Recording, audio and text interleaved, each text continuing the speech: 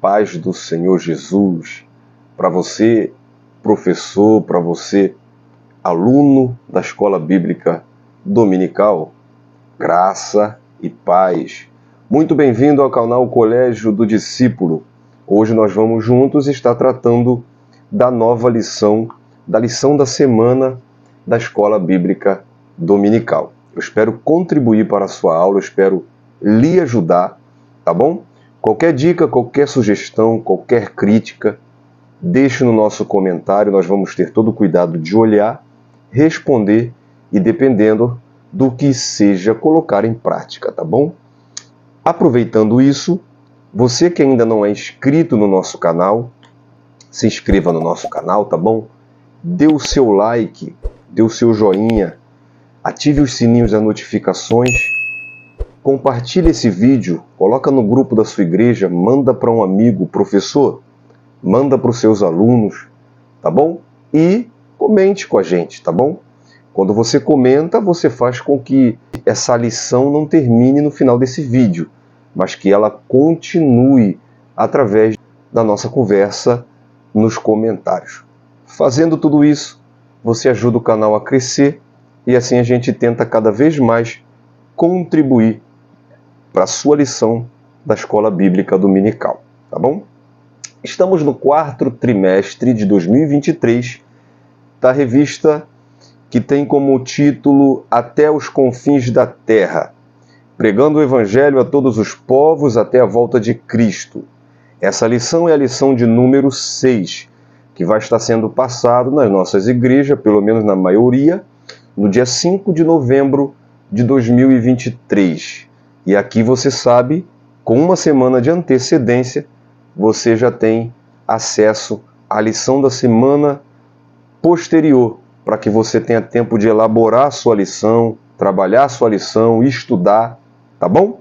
Essa lição tem por título, que é um tema muito importante, orando, contribuindo e fazendo missões.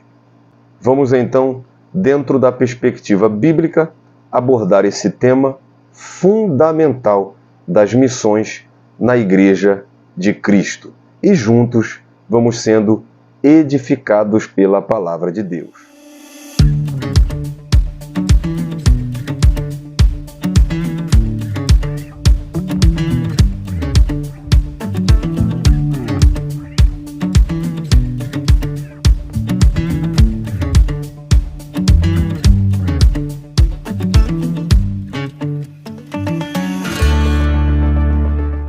Meus amigos, eu tenho em mãos um livro que eu super te indico, tá? É o livro A Pergunta Missionária da Igreja. Missões, como ouvirão? Esse livro, ele é do autor, pastor missionário Rivaldo José. Esse livro me ajudou não só nessa lição, mas tem me ajudado nas outras, e eu vou citar algumas coisas desse livro aqui nessa lição. Bom, eu começo fazendo uma pergunta. Você já fez missões? Certamente, se você nunca foi enviado, nunca foi para o campo missionário, você me responderá que não. E se eu te disser que você pode fazer, ou já pode até ter feito missões, sem ser necessariamente enviado, você sabia disso? Bom, essa lição vai nos mostrar exatamente isso. Como eu faço missões? Será que a missão ela é feita somente por quem vai? Ou será que missões pode ser feita sem necessariamente ser enviado? Tá? Então, de repente, a sua resposta a essa pergunta mude, tá bom? Olha, vai lá na descrição, tem o link do esboço dessa lição, tem o link do Instagram, link do Facebook, link do WhatsApp, dinâmica, subsídio. Já diz uma frase famosa, missões é feita com os pés dos que vão, com os joelhos dos que oram e com as mãos dos que contribuem, tá bom? Então muitos trabalham muito e não pode estar no campo missionário. Agora, por trabalhar muito, ele pode ter condição de contribuir. E alguns não estão em condição de contribuir, mas ele sempre terá condições de orar. Então, crente, não tem desculpa para você não participar de missões. Ou você participa indo, ou você participa contribuindo, e eu nem digo ou, e você contribui orando. Todo crente deve orar pela causa missionária. Para isso nós temos como texto áureo Isaías capítulo 6, versículo 8. Depois disso, ouvi a voz do Senhor que dizia: a quem enviarei? E quem há de ir por nós? Então disse eu: eis-me aqui, envia-me a mim. A verdade prática diz que nem todos são chamados para ir ao campo missionário, mas todos têm a responsabilidade de orar e contribuir com essa obra. Isaías diz, e Paulo confirma aos Romanos no capítulo 10, como ouvirão se não há quem pregue? Então precisa de alguém para pregar. Mas ele completa dizendo: e como pregarão se não forem enviados? Então tem uma dupla responsabilidade de quem vai e de quem não vai, mas precisa contribuir e orar para missões, tá bom? A leitura diária, você vai encontrar uns cartazes muito bons, muito bonitos que a gente faz.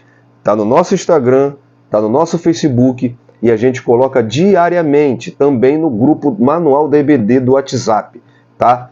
O link está na descrição, é o Instagram Manual da EBD e a página no Facebook Colégio do Discípulo, tá bom? Então vai lá e aproveita.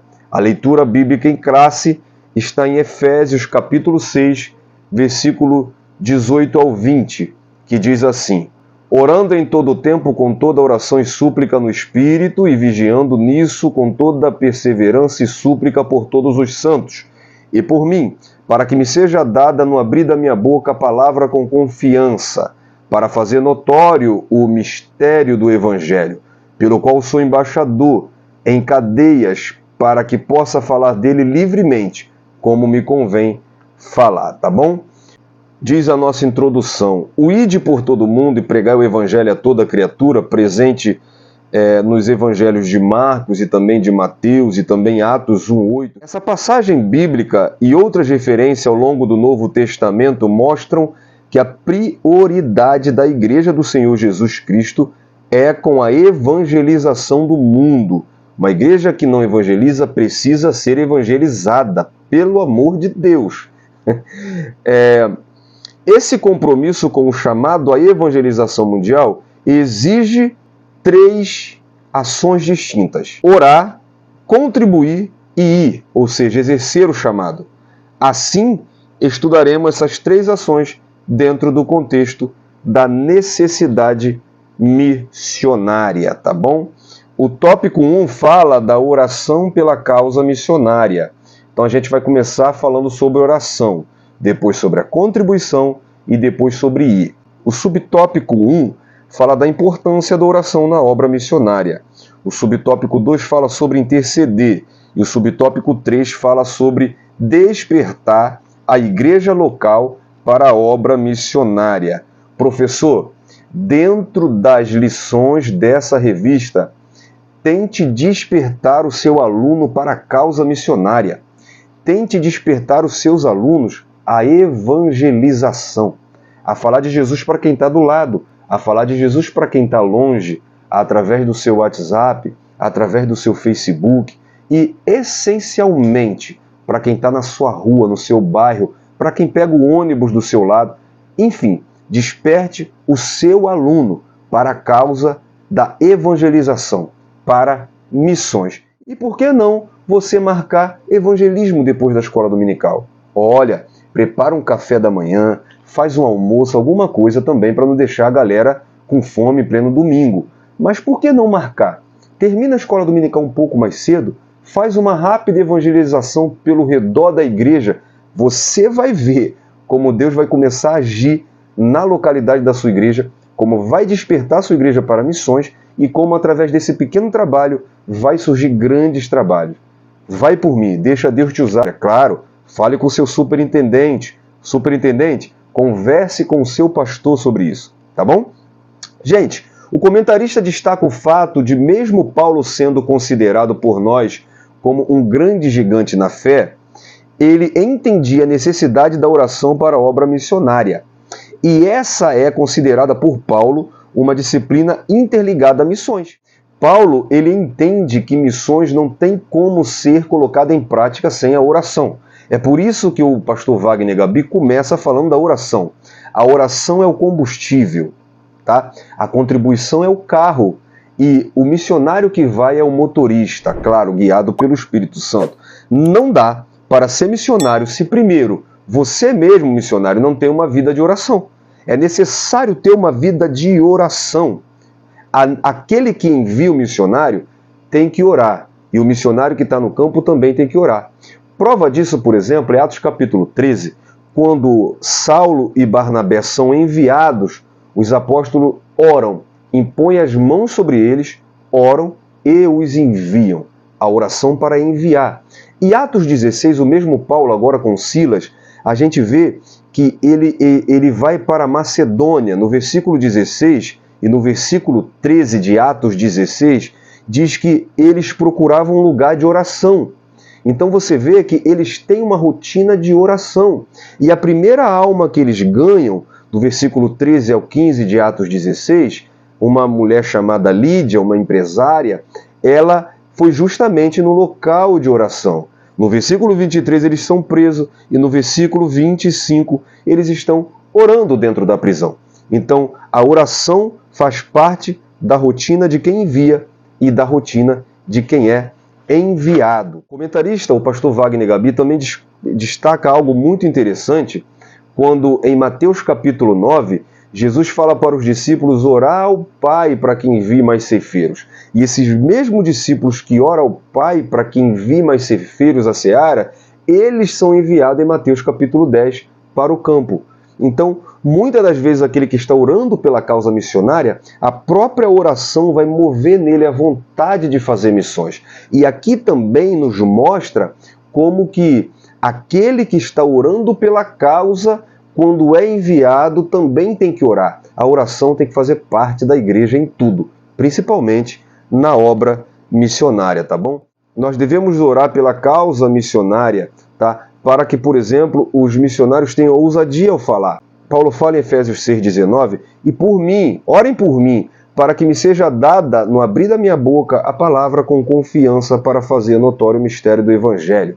Orar para que Deus dê ousadia, orar para que Deus revele a sua palavra aos missionários enviados.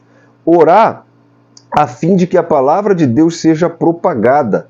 2 Tessalonicenses 3,1, Paulo diz assim, no demais, irmãos, rogai, orai por nós, para que a palavra do Senhor tenha livre curso e seja glorificada, como também é entre nós. Então, aqui mostra como tem que orar por quem vai receber a palavra e também tem que orar por quem vai pregar a palavra. Então, a igreja tem que orar pelo campo que o missionário vai e também orar pelo próprio missionário, para que Deus os proteja, para que Deus os dê segurança, como Paulo fala em 1 Tessalonicenses 3,2, e para que sejamos livres de homens dissolutos e maus, porque a fé não é de todos. Então nós temos que orar para que Deus guarde os nossos missionários enviados, para que Deus cubra com proteção, para que Deus guarde a saúde deles, tá? Para que Deus guarde a vida física, a vida sentimental, a vida espiritual. A vida física, porque é essencial que os missionários eles estejam com uma boa saúde. Muitos são os levantes na parte física dos missionários. Muitos países onde os missionários vão, eles têm proliferações de doenças contagiosas. Eu conheço missionários que contraíram malária, sarampo e etc. Então temos que orar pela vida física. A vida sentimental, porque muitos desses missionários eles abandonam o emprego, eles abandonam a vida profissional, eles têm uma vida estruturada e eles vão para o campo missionário, eles largam parentes. Então é muito difícil o estresse, tudo isso. Então para que Deus guarde a mente, para que Deus proteja a mente dos nossos missionários. E também pela questão espiritual. O apóstolo Paulo diz em Efésios 6 que a nossa guerra não é contra a carne e nem contra o sangue, porque grande é o levante na vida espiritual desses homens. Então nós precisamos orar nessas três perspectivas, pela vida física, pela vida sentimental e pela vida espiritual. O tópico 2 fala sobre a contribuição para missões. Subtópico 1 fala sobre o sustento dos missionários. O subtópico 2, contribuir para missões é juntar tesouros no céu.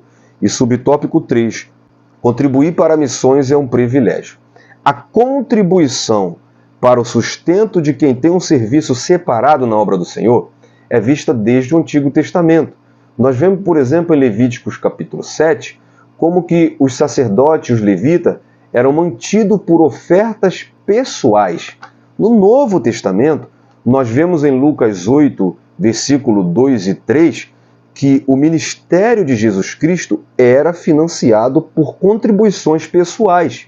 O próprio Jesus ensina acerca desse princípio quando ele envia os apóstolos, quando ele envia os discípulos em Mateus 10, versículo 10, ele diz: não leve alforjes para o caminho, nem 2 túnicas, nem sandálias, nem bordão, porque digno é o operário do seu alimento.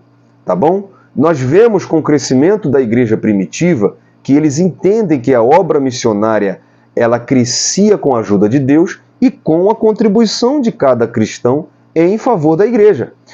Atos 2, 44 e 45 diz que todos os que criam estavam juntos e em tudo tinham em comum.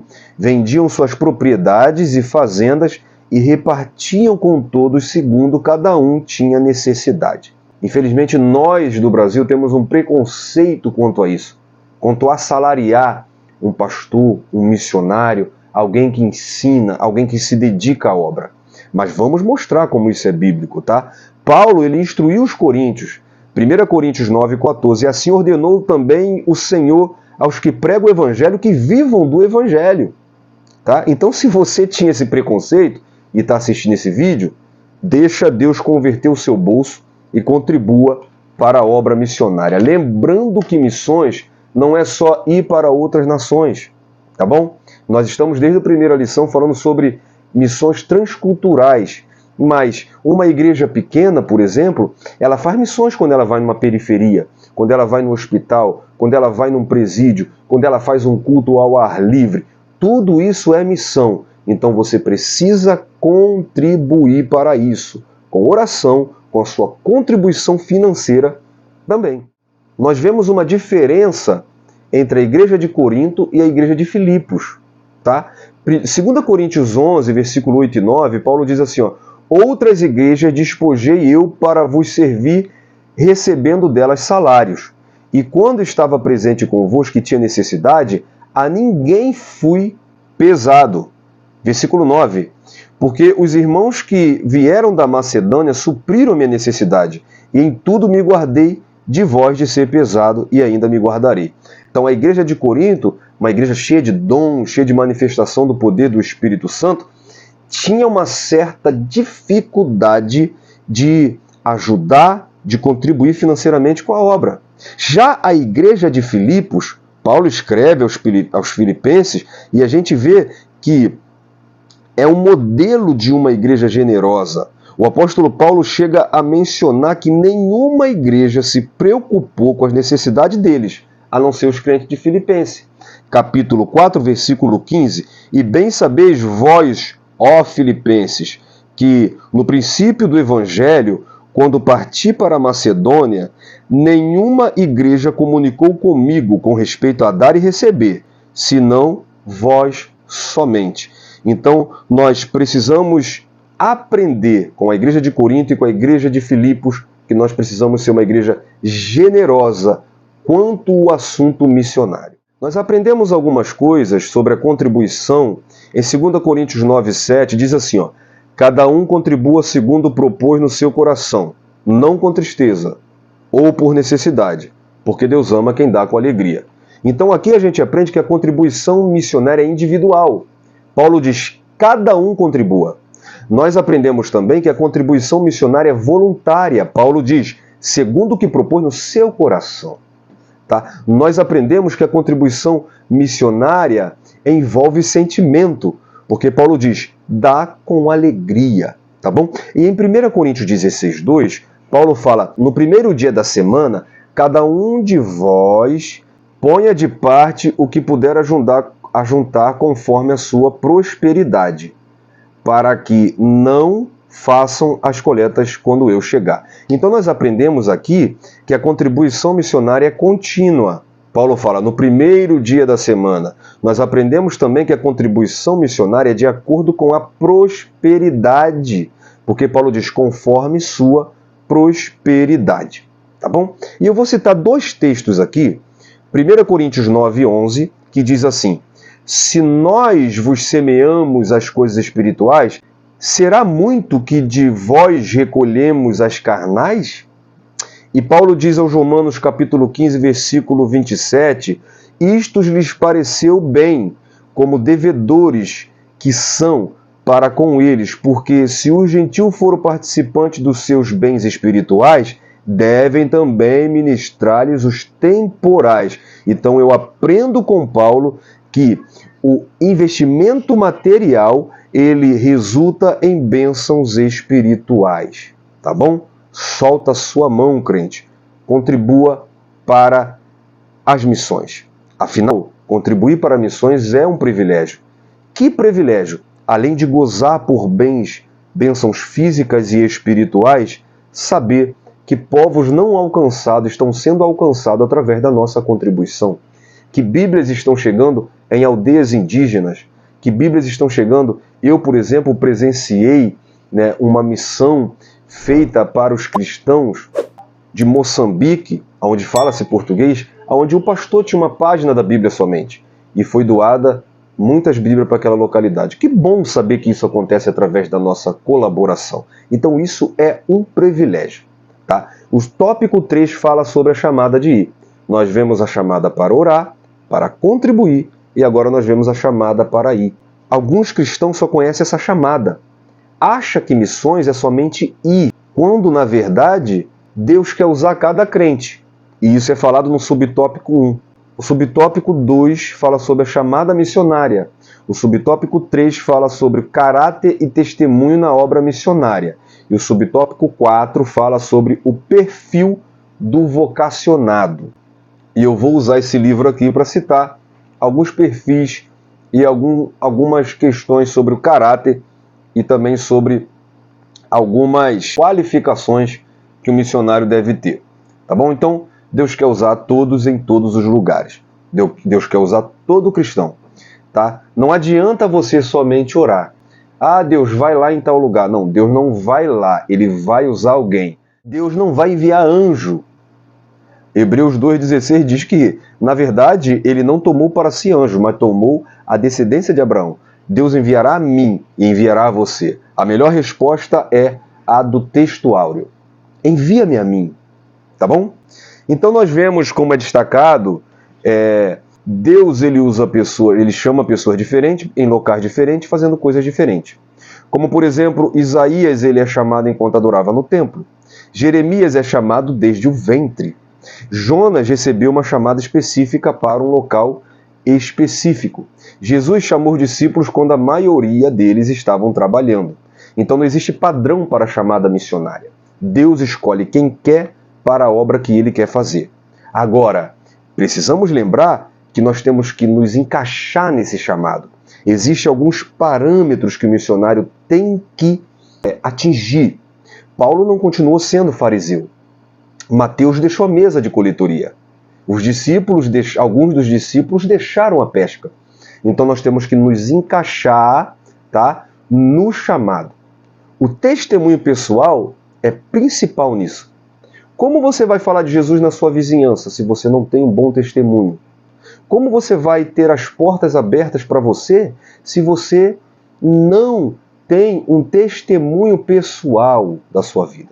Então é muito necessário que alguém que quer ser missionário tenha um testemunho pessoal.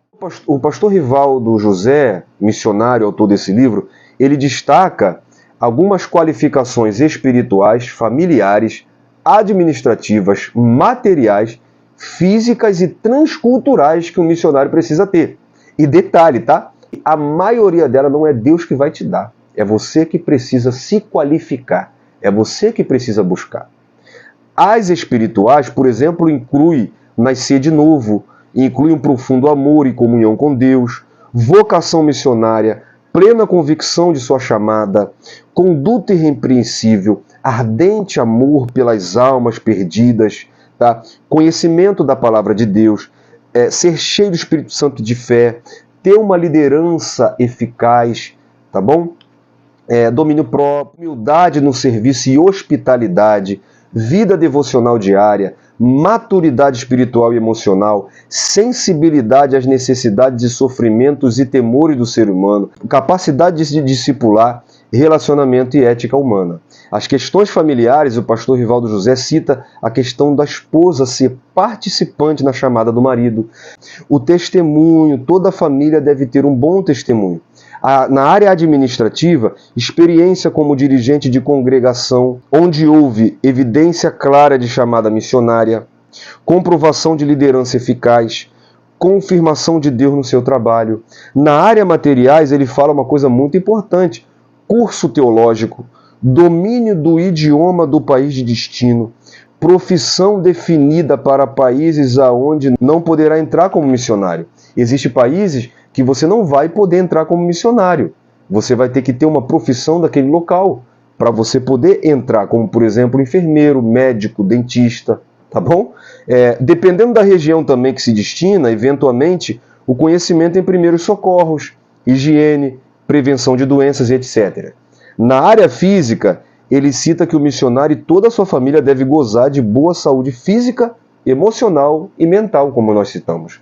E na parte transcultural, é necessário que o missionário que vai ser enviado para missões transculturais, ele tenha curso eficiente para toda a família com relação ao país de destino, com relação a usos e costumes, clima, regime político, religiões e seita, moeda, vestuário e etc.